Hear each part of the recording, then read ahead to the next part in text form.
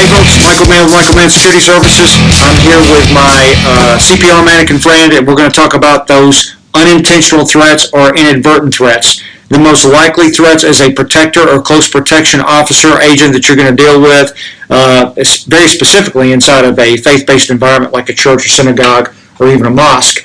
And so let's talk about, again, really quickly why we're going to discuss this. Number one, we're going to talk about the equipment, and number two, which I'll get into right now, because it's the most likely threat.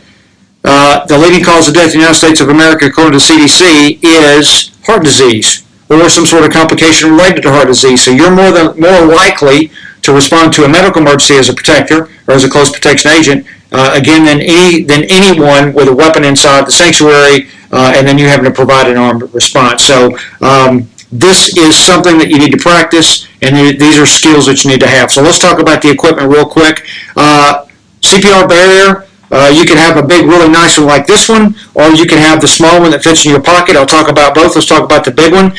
You can get these off Amazon. I think they're less than $20. The big one's like this. Now, obviously, I can't stick this in my pocket, but what you can do is you can stick that in your admin bag. And we're going to talk about admin bags in a later video and where to get those, because they're nice to have, especially if we're doing close protection operations or when you have gear with us and it doesn't all fit in our body in our pockets. So as you can see, this opens up.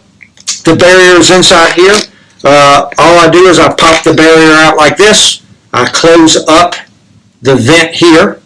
And then what I can do is I can pick up his head. This is this is a training tool, so this is not the, not the closest thing to a human head, but I can pick his head up, I can stick that over his nose and his mouth, and then what happens is I start to do my rescue breaths. Of course, 30 chest compressions, 2 rescue breaths, of course, after opening the airway. 30 chest compressions, open that airway back up, and give those 2 rescue breaths. This allows me to give the rescue breaths without having to put my mouth on his mouth. This also creates a barrier, so if we are able to resuscitate or things start to come up through their mouth, there's not a risk for us to get contaminated from some sort of bodily fluids.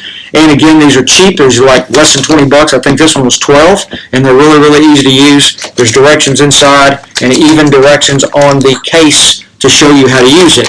Inside also is a pair of gloves or PPE, personal protection equipment. So you can put those on before you start to deploy the barrier. If you want to get keep it really, really low speed, you can have one of these barriers you stick in your pocket. It comes in a little canvas bag. You open it up. As you open it up, you can see, and this is really, really cheap, there's a piece of plastic that's over the barrier, okay?